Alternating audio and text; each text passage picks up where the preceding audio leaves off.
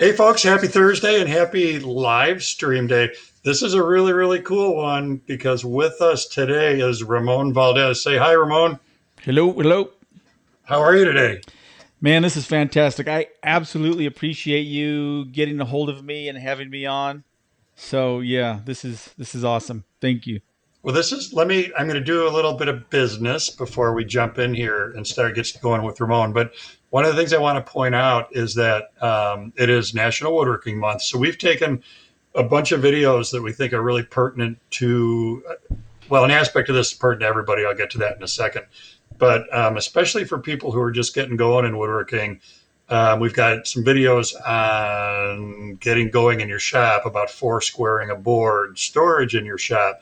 But then the part of this that I think is important to everybody is we've done quite a few safety videos and we've got all of those pulled together. And, even, or maybe especially when you've been doing this a long time, I think it's important to go back and refresh with those safety videos so that you don't become complacent with your tools. So the bottom line is the link for this, it's called Sharpen Your Skills.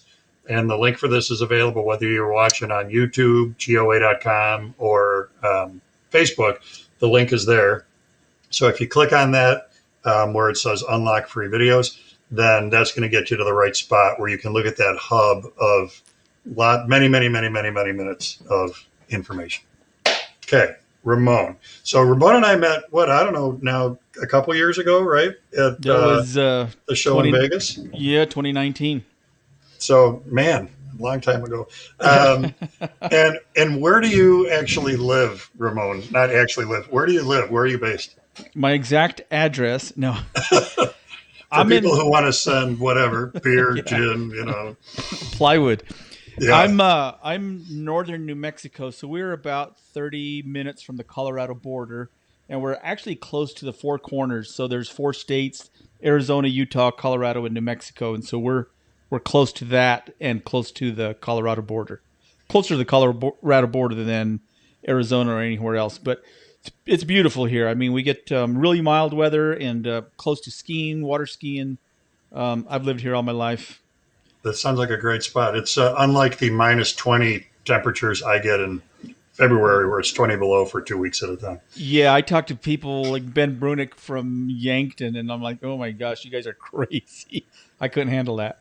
So, for people who aren't familiar with you, which is just crazy if you ask me, but for people who aren't familiar with you, what is your, I don't know, just describe your business, what all do you have going on? So let's start with like, what are you doing currently? And then we're going to backtrack. We'll do Throwback Thursday to how you got to where you are. Okay.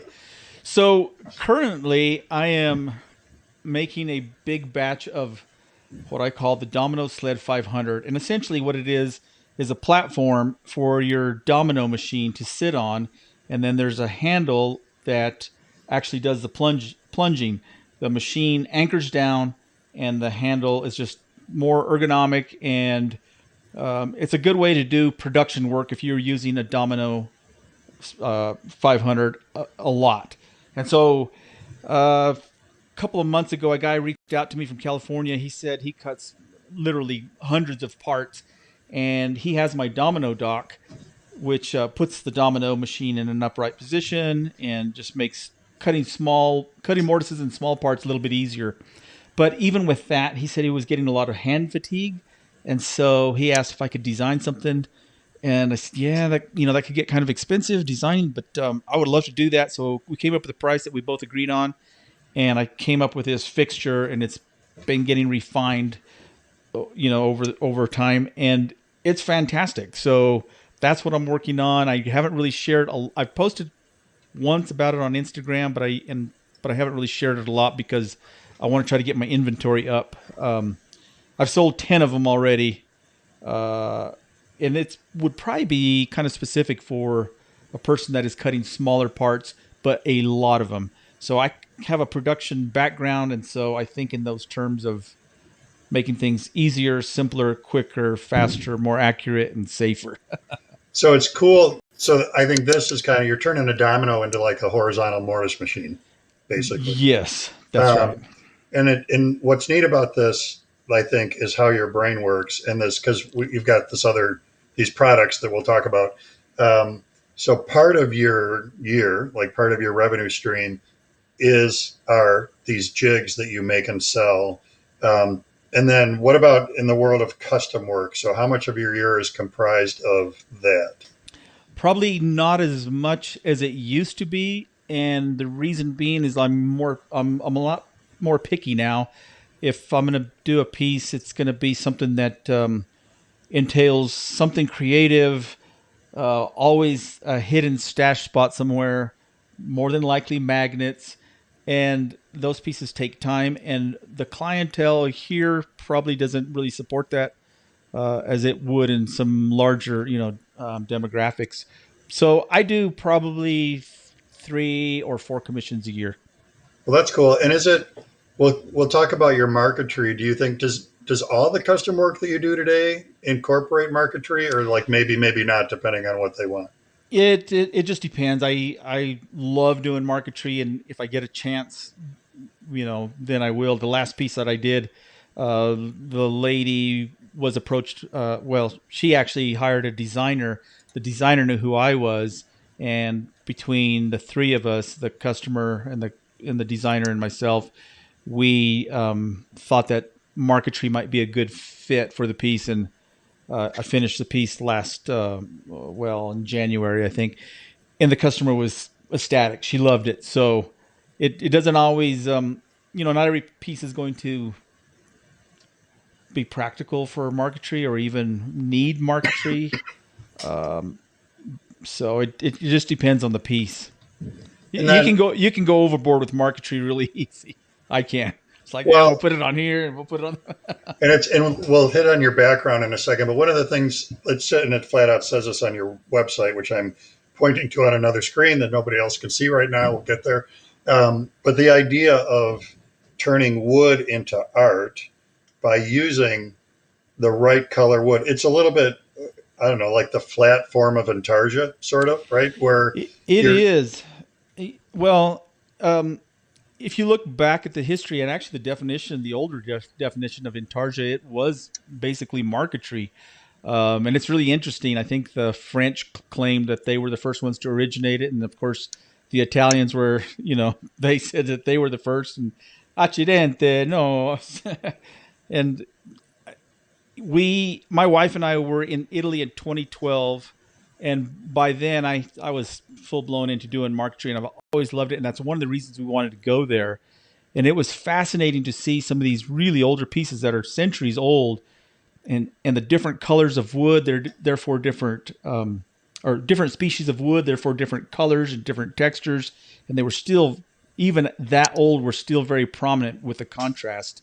And I probably saw Fine Woodworking magazine and probably saw some marquetry in there in the long time ago, and I ended up going to Anderson Ranch in 2005, and I learned to do marquetry with Craig Vandall Stevens, and I've kind of since then developed my own style, because there are a lot of different ways to do marquetry. But yeah, essentially, if someone doesn't really understand what marquetry is, or they've never heard that term, then inlay is a good yeah. substitute word. But they are different. They can appear the same, but the process of getting there is substantially different. Well, we've But now used the M word so much. I'm going to do the screen share that we talked about and get that. okay. I'm not going to spoiler alert it. I'm going to get that cabinet we talked about in front of us, and then you can talk about this crazy cool thing. All right, was that successful? We have your cabinet up. It's there. I see it. Okay, good. So I'm going to say, so again, spoiler alert for those of you that are looking at this amazing thing from home. This looks like a cabinet upon which the door is already open. However, all of this that we're looking at, stop me when I go crazy here, Ramon, this is all marquetry to create the image on a flat door that looks like a door is open. Did I hit that right? Exactly. Yes. There's even the label on that book that's vertical. It Here. actually has my my old business name, which is Exotic Woodworks. So, and all the lettering is probably ebony, but the shadow, the pencils, the drawer underneath the door, fake, fake, fake. The knob, fake. The cabinet is flatter than a pancake in the front, so it's just an illusion that the door is open. So this was actually a commission um, uh, for our local college. They asked me to do a piece for their private collection, and so It's incredible. And so again, I just want to make sure people understand that here we're looking. This is real, right? This we're correct. looking at. Is this mahogany, ribbon It mahogany, is, or something? it is mahogany, yeah. So this is a real mahogany base. That's not like a 3D SketchUp representation. But then here, all of this imagery is done through marquetry. So, like, I've got to ask the typical question of how many pieces of veneer do you think it took to knit all this together and get this image? I used to know the exact number because most people that do marquetry know those numbers because it's so tedious and you know. I would say around between 150 and 180 if I remember right, but Wow. yeah, a lot of different species and and something else that's really interesting is trying to learn species that don't migrate to a brown patina of their original color. You know, like Mm. like Paduke can turn brown and purple heart, and so that's Because you one of the challenges because with that's that. once you pick that. I mean, cherry, right, would be another example. It if you want the thing to be red, you want it to be red forever, not That's right. change color. And this part on here, this is so amazing to me that it looks exactly like a raised panel door, and the detail of the shadow line on the rails and stiles and the edge of the field here, where it looks just like you've run a panel raising bit over it, and then too the shadowing or the shadowing and everything. This is I incredible. I actually made a mock-up of that cabinet, the exact size, and put a strong halogen light with this mock-up that had a door on it. Probably just like a plywood door, something very crude, and a strong raking light, and so that I could see that image, and then I drew that full scale, and then with that full scale, then I was able to start incorporating, the different species, therefore different colors and textures, into creating that. What's interesting, I just remembered, I have a vacuum bag, and the vacuum bag are essential for anyone doing marquetry or woodworking in general. And once that motif is created, it's basically just a thin layer of all of the thickness of those veneers. They were probably 1/16 of an inch thick, and so you have this flimsy panel of veneers, and that goes onto a substrate. In this case, would have been the front door, and I put this entire assembly in my vacuum bag. I was so excited, had my cowls ready, everything went on. Just flipped the switch on the on the vacuum pump, and nothing. Oh So man, so I scrambled to pull it back out and clamp that down with cowls and weights, and wow. you can imagine the nightmare. Glue ups can be stressful, but I was not expecting that. Later, I found out that one of the rotary vanes, they have these graphite veins inside those pumps, it had seized and froze up. So I always check to make sure my pump works now. Before the glue goes on. Yes, So then, right. and then again, so people understand this, like, so somewhere on here, this, what we're looking at here is a flat panel door that hinges open to reveal a cabinet behind all this marquetry, correct? There's a couple of shelves inside, and the way that door opens is you push on the front of it slightly. Hidden underneath is a key that has magnets within the key, and you take that key and you touch the left side of the cabinet. There's a little marquetry escutcheon on the left side of the cabinet. You touch that, it repels the latch, and the door will pop open. There's Wow. actually door magnets in the door on the back side of the door that are hidden, and there's magnets that are hidden in the door frame that are repelling each other.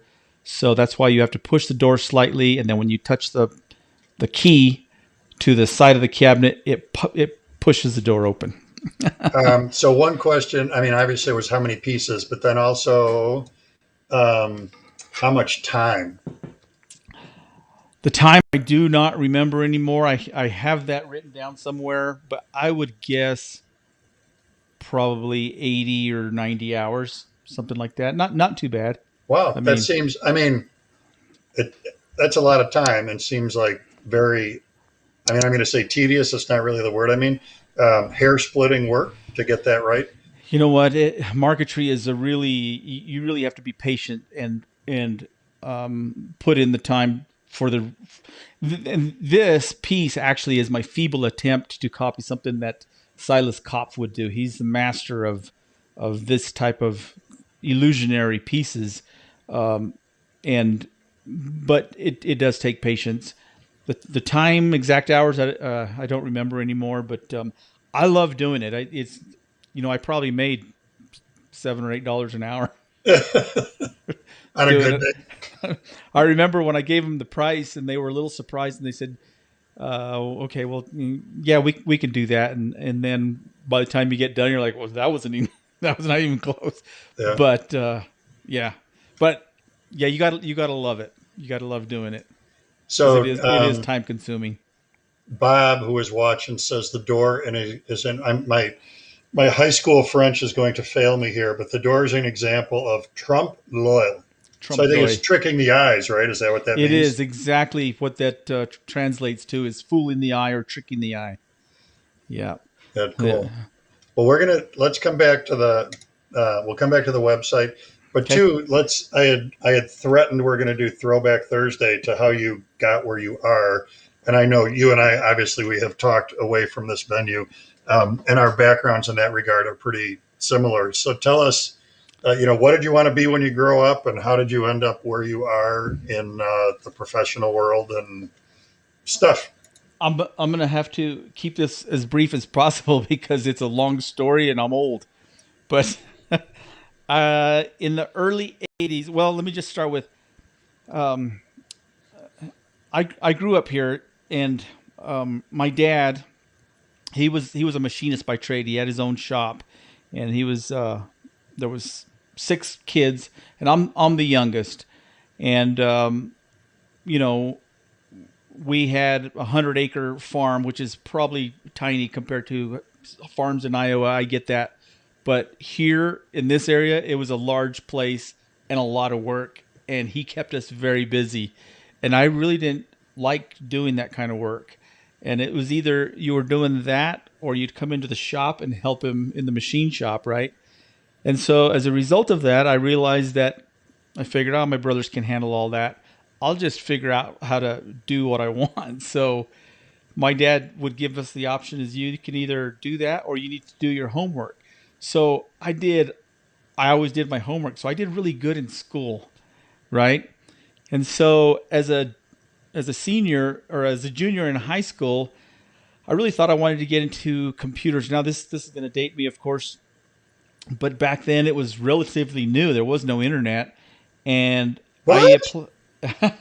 I applied for 3 different classes. I had just about all my credits, but I applied for computer science, computer math, and computer program because I knew that was the direction that the world was headed, and I thought that's what I want to do, something along the lines of computer design. Well, when my senior year rolled around, there was only one of the classes available because they didn't have the teachers. The teachers they just didn't have them. They weren't available. So I decided to take work release, and instead of doing that, I went to school in the morning for a couple of hours. I ended up graduating early.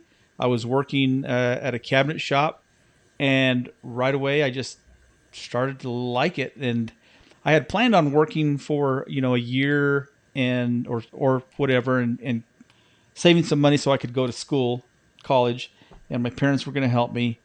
But after working in a cabinet shop, I really started to love it. I mean, I had always worked with my dad, so working with my hands wasn't something that I was discovering, but I was discovering that I loved creating, and so I was always making pieces. I was always making furniture after hours. boss was really supportive in that regard. And so I ended up doing that. I was working at that cabinet shop out of high school. I worked there for about 9 years, if I remember right. And I was primarily installing, and which I also loved. It was fascinating to me to scribe a countertop or a cabinet component to a crooked wall. I just thought that was the coolest thing ever. And maybe that's where the marquetry fits in, is fitting fitting tight pieces to each other. So I did that for about 9 years, and I ended up getting a little bit bored. I got a good offer from a construction company, a commercial construction company, and so I started with them as a journeyman carpenter, which was they kind of pulled some strings to get me in as a journeyman, and literally within a year I was a superintendent, which I know some people pulled some strings to help me do that as well, because you don't just start doing that jump. So I was running these pretty large commercial jobs, and it was stressful, but I was learning a lot, and I liked doing it. I think the stress got to me with the deadlines and the subcontractors and all that jazz. So I only did that for a couple of years. And this first shop that I had been working at, my brother worked there as well. And here, in the meantime, him and another guy, they started their own cabinet shop. And so after a couple of years working with this construction company, they asked if I would go work with them and start installing, which I loved doing. Took a little bit of a cut and pay, started doing that. I was very content. It was what I wanted to do. We did that for about 6 years, and it was mostly residential, some trim work, and some commercial stuff. And I was always building furniture there as well. So I've always been creating and building. And after about 6 years, I started to get bored again. I thought I could do this on my own. I would have more freedom. I really wanted my own shop where I could build my own pieces without having to put everything away for the crew to come in the next day working at my brother's shop. So I did. I went out on my own. I actually partnered with a buddy of mine, and we were doing a little bit of everything. In the meantime, I'd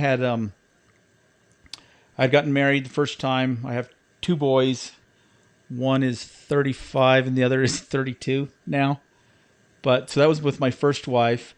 Anyway, I was working with my new partner at the time, business partner, and we were doing a little bit of everything. I had got here in New Mexico, it's called a GB98. It's a contractor's license. And so we were building houses, we were doing commercial buildings, and we were building cabinets, and I was building furniture in the evenings, and just doing a little bit of everything. And I thought that's what I wanted to do. And one day, after about 5 years, we came back from vacation. Our wives and my buddy had gone on vacation. We came back, it was Monday morning. I remember him telling me, I don't want to do this anymore. And I was floored. It devastated me because our equipment was paid for, our trucks were paid for. We were just over the hump where we were starting to make money, and he wanted to quit. And after it was a decent divorce, we split. I realized, you know what? It's not really what I wanted to do either. I wanted to build furniture. Because at the time, I had started building furniture there in my own shop, and I was selling a lot out of Santa Fe. There's tons of galleries. If anybody knows about Santa Fe, it's a art mecca, world-renowned area. Santa Fe. I was showing out of a place called Shadoni, and I ended up showing out of there about 19 years. But so that's primarily what I started doing. I did that for about a year. We sold our house in Farmington. I moved out to the country where I had a little shop, a smaller shop, but it was home instead of the one that we had been renting. And so I did that for about a year. And then my brother and his partner got a hold of me again and asked me if I wanted to come back and work with them. And I really didn't. I thought, everything I was making was selling like crazy at this gallery. I thought I was in heaven. And I thought that's how furniture builders, I thought that's how it worked. Well, it was just good times at the time, and maybe some luck. I don't know what it was, but it changed. It started to slow down. Anyway, my brother, they kept contacting me and offering more and more money, and finally my new wife, I had gotten married for the second time to the love of my life. Oh my gosh, I love her. And she said, you'd be crazy to not take up this offer to go back to work with your brother. She said the money will be really good. So I went back to work with them, but I told them I really don't want to install anymore. And they said, well, that's perfect, because we need somebody to work in the shop and try to get things rolling. They were a fairly large shop. It was about 12,000 square foot shop, and they did residential cabinetry, commercial cabinets, trim work, solid surface, post form tops. They were doing a lot of different woodworking related things, and they wanted me to run the commercial casework side and also oversee the solid surface. And so I thought, okay, I'll do this. I had no idea what it involved, and I didn't know what I was doing. And so they kind of threw me in the mix, and the demand was huge, dealing with customers and deadlines and breakdowns and employees, and that's what they wanted me to deal with.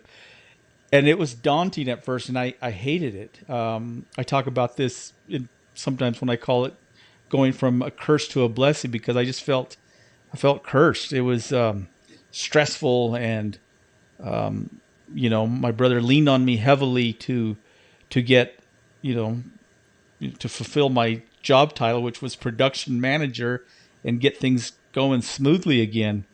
And they were really busy. We were doing a lot of work, primarily local New Mexico, but we were also stepping outside into Colorado, Utah, even Nevada. We did work in Vegas, Arizona. And so I started kind of focusing on where the problems were and what we would term as bottlenecks in some of these, in a production shop. All these different chains rely on each other, and I could say, okay, this is really slowed down right here, and so what can we do to fix that? And for instance, we're doing a lot of, and when I say commercial casework, it was a lot of melamine interior cabinets with tons of formica, reception desks, and work for schools and banks, and that kind of work. And we did a lot of drawer boxes. I remember it wouldn't be uncommon to do a job with 120 or 150 drawer boxes. And so one of the drawer box sizes that we were doing a lot of were, since it was commercial casework, was the deep ones for file drawers, letter and legal size. And at the time, they were putting their hardware in after the drawer boxes were constructed. And it dawned on me that we could put the hardware on while we had separate pieces, fronts and backs, and just stack them all up. They didn't take much more space. And then when the drawer box was assembled, bam, it was ready to go. And just little things like that started, the ideas just started coming to me. We had cabinet parts, for instance, like what we call sides or ends. And I made these jigs where we could snap the drawer guides into them if it was like a drawer bank. And then we would take that jig and put it on the cabinet part, install all the drawer guides, and then assemble the cabinets instead of people crawling in and using squares. And we use the 32 millimeter system as well, but just all these different little changes in protocols and procedures, and most of them involved making jigs, sometimes magnets. And it started to kind of be almost a passion for me, where I thought, how can we improve this? How can we make this better? How can we make this faster or safer or whatever? And so that became my focus and my job. And as a result of that, we ended up doing really well. We ended up making a lot of money. Everybody started making money. Things were just humming. And it was great. It was stressful. But looking back, I realized it really, it steered me in the direction I'm going, and it made me think outside of the box. And even now in my own shop, I think in those terms of production or making a jig. I always say a good jig will embody three. There's three main criteria to a good jig. It's going to make production easier. It's going to maybe improve accuracy or added safety, or better yet, it would encompass all three of those aspects, right? So I get a lot of questions on Instagram. It's like, where do you keep all your jigs? Because I'm always showing a new jig. I don't necessarily keep them all. Sometimes they get refined. I keep the good ones. Some of them are just one-offs. But or some people will actually DM me and say, when is a good time to make a jig? Well, if it's going to save you time, or if it's going to improve your accuracy, or if it's going to make your job safer, then it's worth making a jig. Now, you could also spend 3 days making a jig that you only use for 5 minutes. That doesn't make sense either. But it's the guitar making phenomenon. You spend 2 years making all the stuff you need to build a guitar just because you need so many forms and right. So, but not. Yeah. I mean, so to hit this back a little bit, that was you were with the commercial cabinet shop, but now you're completely self-employed. So in 2017, my brother and his business partner at the time were not starting to see not eye to eye, basically. And my brother decided that he was going to bow out. He was going to sell his part. And at the time, I was really there for my brother. I thought, well, if you're leaving, I'm going too. And so I just jumped ship. I mean, by this time, my current wife and I, we had the house in Farmington that we had moved out of to buy the place we're in now. We had purchased another property and some apartments, and over the course of, I don't know, several years, maybe 6 years, we did pretty good with those, and then we sold all that. And so when my brother and his partner decided to split, financially we were in a pretty good spot. My kids' tuition, college was paid for. My house, I had been remodeling it for 10 years. Could have built 3 houses in that time. The house was remodeled and paid for, and everything was good. My wife was doing really good. She was in sales at the time, and I just said, I'm going to jump off. I don't know what I'm going to do. I really didn't have a plan. And but by then the domino docks were selling really good. I had several commissions lined up, and I had other jigs that were starting to sell, and I was starting to create some plans that were selling, and all these little multiple streams of income, so to speak. And so it was the best thing that I ever did. And I look back now and think, man, I should have.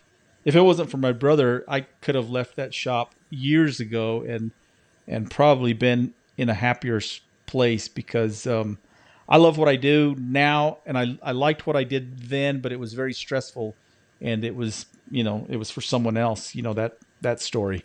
Yeah. Well, and it's funny because, and again, we've talked about this away from here, but our backgrounds are so similar with construction background, and then I was also production manager of a big commercial cabinet shop where we were doing all the Old Navy and Banana Republic stores. And I think we're going to go back to your website in a second, and this will all circle back. That I think part of what comes out of that is this whole idea you're talking about of streamlining processes, making stuff as efficient as possible. And when we were talking the other day, you made such a great point, a metaphor or whatever it is, that it's pretty sexy and romantic to take a block plane and chamfer a drawer front with a block plane.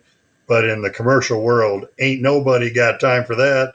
And that's going to happen on a chamfer bit on a router table. And so it's a cool skill, but our backgrounds of making stuff happen efficiently has rolled over into the stuff that you and I are both teaching today to help woodworkers in their shop do stuff more. Yes, absolutely. There's something to be said about going in your shop and using hand tools to create something that can be very rewarding. But there may be another aspect of that, and that's also, feeding your family. So I like to juggle between hand tools and power tools. If there's a faster way, I'm probably going to be using a power tool, but not always. I mean, there's sometimes that a scraper or a hand plane is the ultimate tool for the task at hand.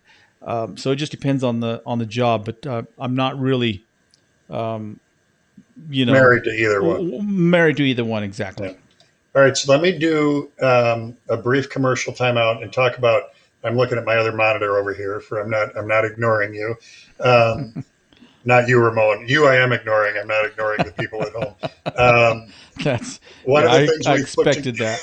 one of the things we've put together for Woodworking Month is a big hub of skills that again, whether you're just getting going in woodworking or you've been doing it for a while, there's information there about organizing your shop, about dealing with rough sawn lumber, and then a huge array of safety videos, how to table saw, joiner, planer, bandsaw, safety on those tools, which no matter where you're at in your woodworking, it's always good to go back and look at that stuff and make sure you're habit you've developed along the way. So that link, that clickable thing, Katie, I'm sure we'll put it in the comments for us in the chat roll. And then additionally, the link is available YouTube, Facebook, or WWGOA.com, where it says sharpen your skills, unlock the free videos. That's your spot to click to get that information. Then for you, Ramon, a couple things.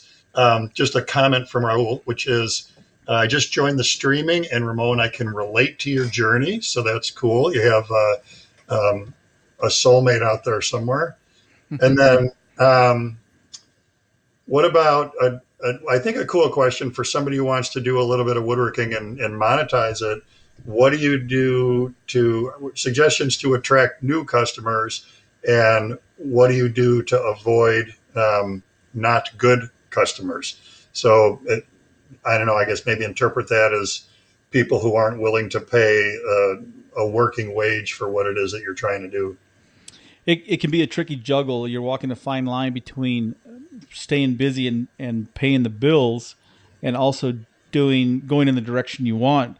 So if you're wanting to build, high-end furniture, then you can't take on those cabinet jobs because you're going to get known for doing cabinets, and two, you're occupying time that you could possibly be making a piece.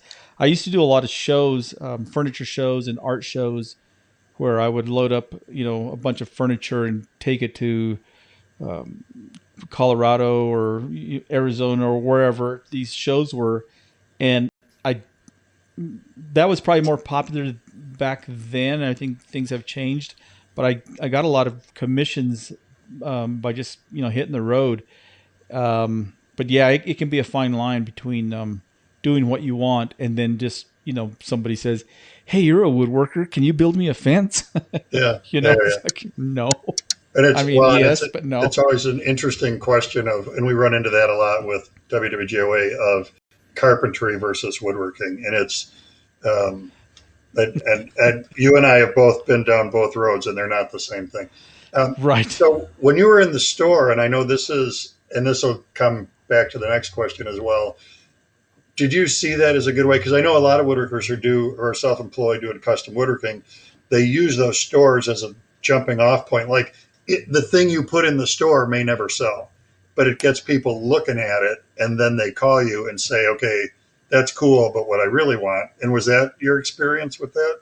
When you had that Santa Fe stuff in the Santa Fe store? Oh, yeah, in the gallery. Yeah, absolutely. I actually did quite a few pieces where somebody would said, "I love this piece, but can you make it this size or this style even?"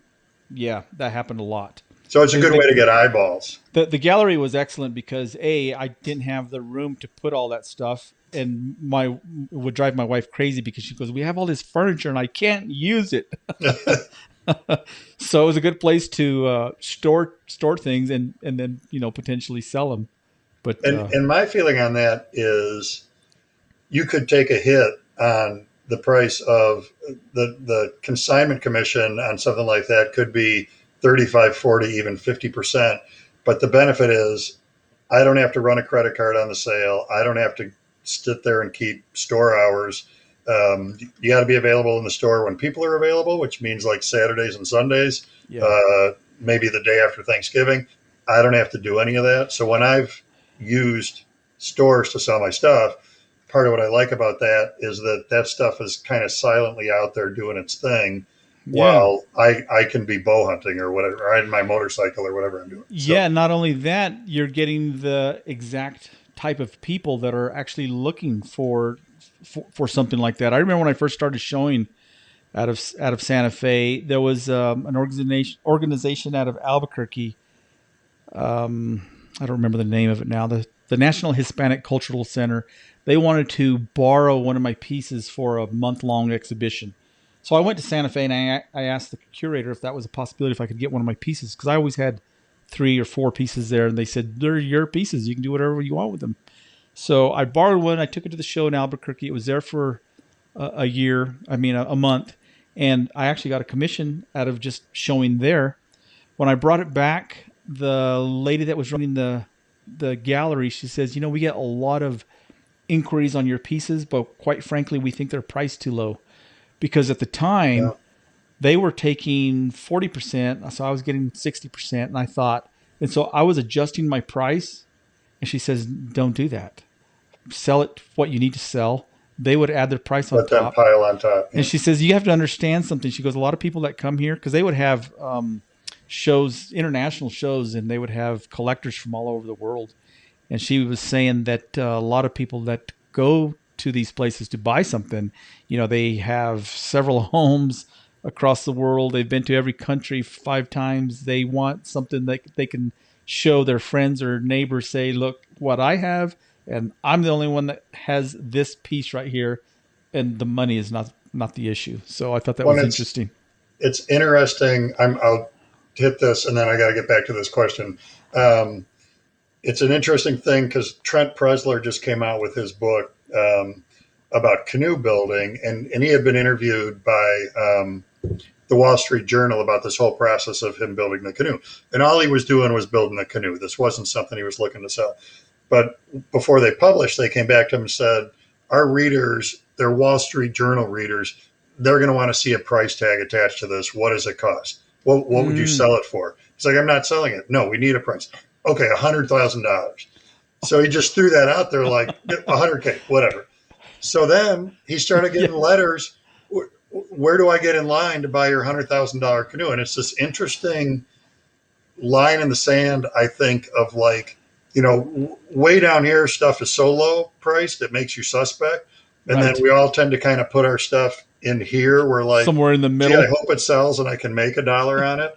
But then there's this interesting equation of like, and I think especially your stuff is so beautiful that you say this is an $11 billion piece. And there's somebody out there who's like, yes, because it's $11 billion and it's beautiful. I want it.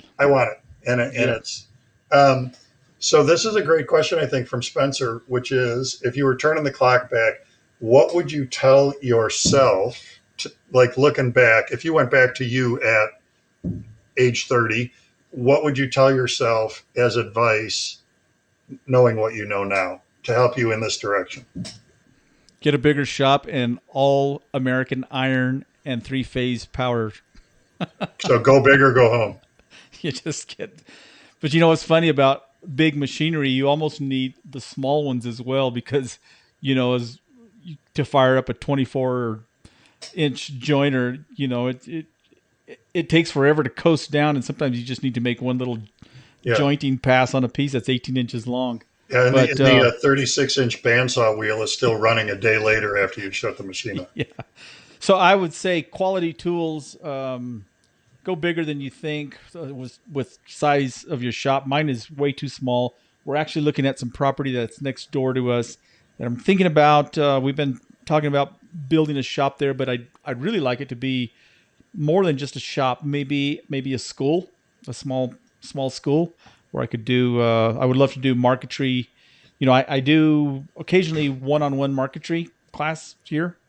But it'd be a little bit more efficient if I could do. So we're gonna do 6 to 8 students. We're gonna do a shop building extravaganza in Arizona next.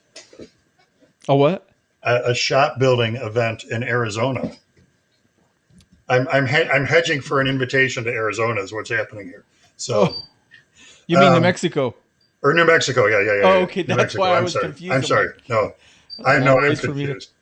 All right, let me hit a couple questions, but I want to segue back to the teaching thing.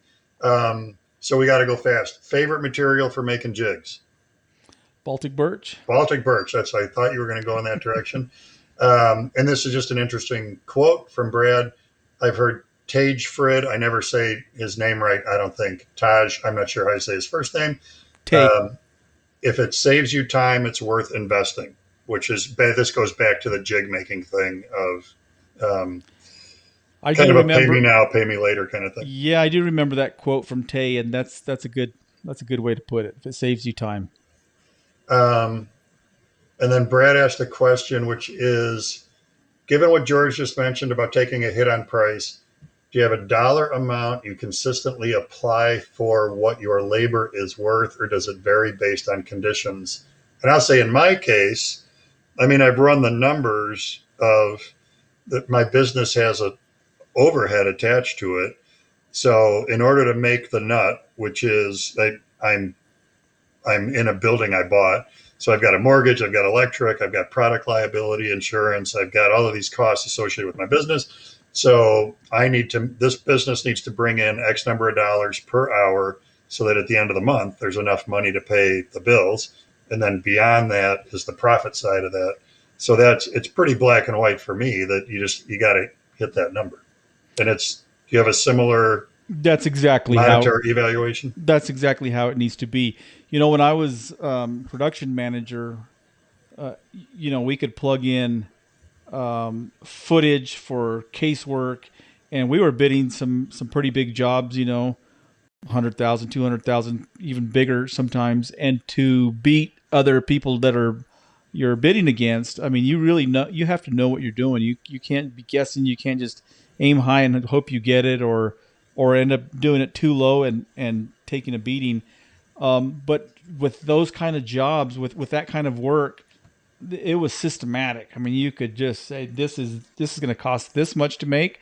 My guys can make it this quickly, and materials is X amount. That was pretty easy to do to put numbers to that. In furniture, it could be tricky because there's a lot of unknowns, especially if you're working with a client. It's a lot more personal than working on a commercial job where you can just get a what they call them, a change order to Yeah. make a change. So it can be tricky, but yeah, you have to find out what your overhead is and go from there. All right, I want to make sure before we run out of time that we hit on a couple things. So I'm going to jump share screen back to your website, and that should have us there. And then you have just kind of in passing, so a couple things here. You can find Ramon online at ramonvaldezfurniture.com. And then in addition to his gallery of work, which is where we were just looking at that door, I'm currently on the product page, and you've alluded to these domino docks a couple times. So for those who have not yet seen this, I wanted to make sure you had an opportunity to talk about this. I will say an unsolicited testimonial. I've got one of these for my domino, and this idea of standing your domino on end in the domino dock so you can take the work to the tool instead of the tool to the work is brilliant. It's the best thing since electricity. So this is one of your products, obviously, right, Ramon? That's right. I appreciate that. And when I was building some chairs, I was building 9 chairs, and as you well know, there's a lot of components with chairs. And I thought it was very tedious to grab a part, clamp it down, grab the machine, turn it on, make the cut, set the machine down, move the part. I thought there's got to be a better way. So I made a cradle of sorts, and it was pretty crude. This is finally the first few renditions were ugly, but they were effective. And I thought, this way I can just put the machine in an upright position. I can keep it running. The vacuum is going. I can safely grab, generally smaller parts and make all these mortises. And it was so much more efficient. Yeah. And so I started with the larger one, and I had a lot of requests for something similar for the DF500, the smaller machine. and now that is my biggest seller. And I couldn't have planned for what that thing does. It does really well. Those are always selling. So currently today for I ship people, 5 days a week. if they can go to your website and buy this and you'll ship it to them. Is there any place else today that's retailing this for you yet? We are working on a product that would be a flat pack situation. So thanks for asking. So currently I have good and best. I have good would be the set of plans. You can make your own. Best is the finished piece that I make. It's lacquered and sanded and with my logo on it. I ship it right to you. It's ready to go. And better in between there would be a flat pack that we're working on getting in Festool distributors. So the end user would assemble it and sand it and finish it if they wanted, and it'll be kind of the middle between the plans and the finished piece that I currently make. Okay. So coming soon to a theater near you. Yes. Hopefully. Okay. Then I also want, because you talked about if you put up your new shop that we're going to build in New Mexico, not in Arizona. And I'm, like I said, I'm gratuitously inviting myself there for a shop build. Where am I going? And possibly teaching classes there, but you already have in place this, which is what. So one of the things that really got me going on what Ramon offers is he has got tips and tricks like nobody's business. So you can see that here on his website. This is actually an ebook, right?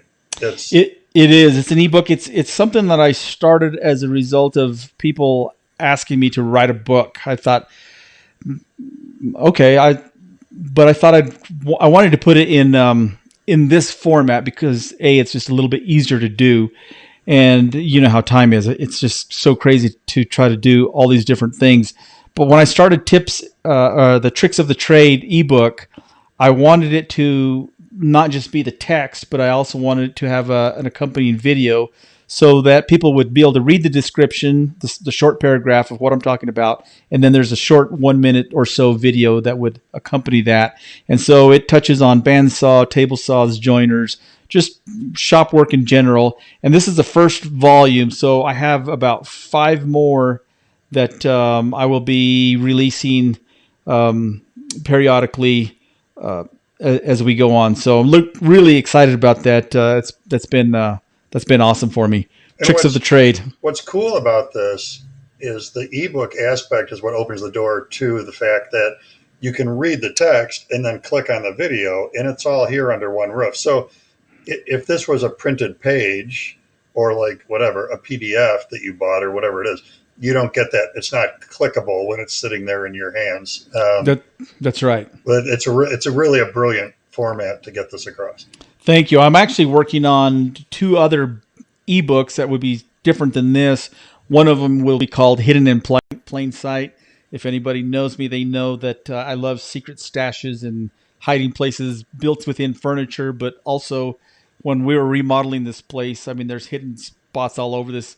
The other day, my wife said, "You have all these hidden spaces, and where did that come from? And should I be worried?" So I said, "No, we have all these hidden spots, but we don't have. There's nothing to hide." And then the other thing I want to make sure people are aware of is we've shown your marquetry, and one way people can get a feel for that, get started with it, is they can buy a class from you that comes to them as a kit that includes the pieces they need, the saw. This is very turnkey. It is. I basically provide everything they need except for some mundane items like, a masking tape. People will have their own masking tape, their own hammer. But besides that, they get the donkey, they get the saw, they get the veneer pack, they get a flash drive with the tutorial on it. It's a complete marquetry kit. I call it the Marquetry Class 101. And incidentally, I'm glad you brought that up. In May 22nd, through the Aspen School of Woodworking, I will be teaching a marquetry class. And if you sign up through the Aspen School of Furniture, I Yeah, think yeah. I call anyway. If you sign up through them, there you'll get a promo code and a reduced price for this marquetry kit. You don't have to have it, but it would certainly help. So So whether if they want to learn at home, this is an avenue through which they could do this. They can get this complete kit from me, or we can throw the link up for that for the Austin School of Furniture if they want to, and that's virtual. They don't have to go to Austin, Texas. that's That's correct. that's That's offered correct. online. This will be the first time I'm doing a class like this, so I'm looking forward to this, and more than likely we'll be doing more in the future. But yeah, that marquetry class 101, I've shipped that thing all over the world with really good success. So I used to teach that class at our local college, and I just basically figured out a way to put it into a box. So yeah. Well, it may surprise you to learn we have ended up. We've brought the ship in at 5 o'clock. Well, it's 4:58, but Wow. I want to give you the chance too to talk about. You're not Ramon Valdez Fine Furniture on Instagram. So give us your how do people find you on Instagram? My silly username is Ramon Artful because I thought I was being creative. So there's a guy by the name of Ralph Wilson, and he started a company called Wilson Art. He's a competitor to Formica. I always thought that was really cool, Wilson Art. So I thought, well, I'm going to be Raymond Art. Well, when I went to use that name, it was already taken. So somehow I went with Ramon Artful. I thought this doesn't matter. These are going to be camping pictures. Nobody will. Well, I've kept the name, and I'm still. It still makes me cringe when I realize my silly name is like, ooh, look at me, I'm so artful. But it wasn't like that at all. But that's where you can find me So at Instagram, Ramon Artful. but then you also have a YouTube channel, which is Ramon Valdez. Yeah, you can probably Google Ramon Valdez Fine Furniture and YouTube, and that'll come up. That has to come up. And then Instagram. So there, I just jumped share screen onto your YouTube channel, Oh, where awesome. and again, Ramon is such a master of tips. I just can't say enough how great he is at producing these time and finger saving tips all the time. So definitely worth a look. Thank you. That's a relatively new channel. It's growing slowly, but I'm having fun doing it. And on YouTube, I can offer a little bit longer tutorial type videos as opposed to being on Instagram. And so, yeah, looking forward to a lot of that. I post those launch every Sunday on YouTube. So, yeah, got a lot more to come. Well, do you want to any parting wisdom from you? I don't Um, know. you know what? I would have to say that gratitude is one of the most important things that you can implement in your life, specifically, or an attitude, a good attitude, or maintaining an attitude of gratitude. And I would say one of the key things that has improved my life and my beautiful lady as well, she will tell you the same thing, is this attitude because, life is challenging, but your attitude is going to get you over, under, through an obstacle better than anything else. It's so important. I can't even put into words how much it helps. Yeah, And mistakes and adversity and problems. Those things don't happen to us; they happen for us. That's where all our growth is. That's where we get better, stronger, faster. Right? As a matter of fact, mistake. I hyphenate the word mistake. Take one, take two, as many takes as it takes till you get it right. yeah. So I think it's a great look, and it is too. I'm not very esoteric, but the notion of positive energy vets positive energy too, and it's if you want to walk around with a black cloud over your head all the time, you know what, you're going to have a black cloud over your head all the time. So that's right. that's not very pleasant. That's right. Yeah. Cool. Well, thanks, Ramon. I thanks so much for joining us, and what a surprise! We didn't have any trouble filling an hour. I'm looking at the clock quick. We didn't have any trouble getting to 5 o'clock, and I just we'll probably see each other in Las Vegas if we both get to that show and go It'll from be there. it'll be great to see you again, or when you're down here and working on my shop. George. Please do that in January when it's 20 below here. Right. To, And real quick, I just want to say thank you and for having me, and for all the people that jumped on. I know everybody's time is so important, so thank you tons for having me. It was an honor. good. Well, I'm very, very, very glad we did this. And let me go one more time on the hub of videos that I'm looking at over here that we have available. So again, if you're just looking to take your woodworking just a little bit further, the Sharpen Your Skills banner, click on that, and that's going to get you to a spot where we have consolidated. We've got gazillions of video content, gazillions of minutes of video content on WWGOA, but we've consolidated a bunch of really must-have stuff and put it under one roof there. So click on that Sharpen Your Skills banner. That'll get you there, so you have access to all those videos. I'm doing just one last cruise here, and I think that's it on questions. So Katie, if you want to take us home, we'll punch out. Thanks, Katie. All right. That was great, Ramon. Good. There was a little bit of a sound glitch. I don't know. I was looking at your faces, and you didn't maybe have it on your end, where there was some like feedback for a couple of times, and then it went away. So, no, but it was crystal clear for me. Other than that, yeah, that went by way fast. I'm actually surprised how fast it went by. Bummer that we weren't able to show more pictures.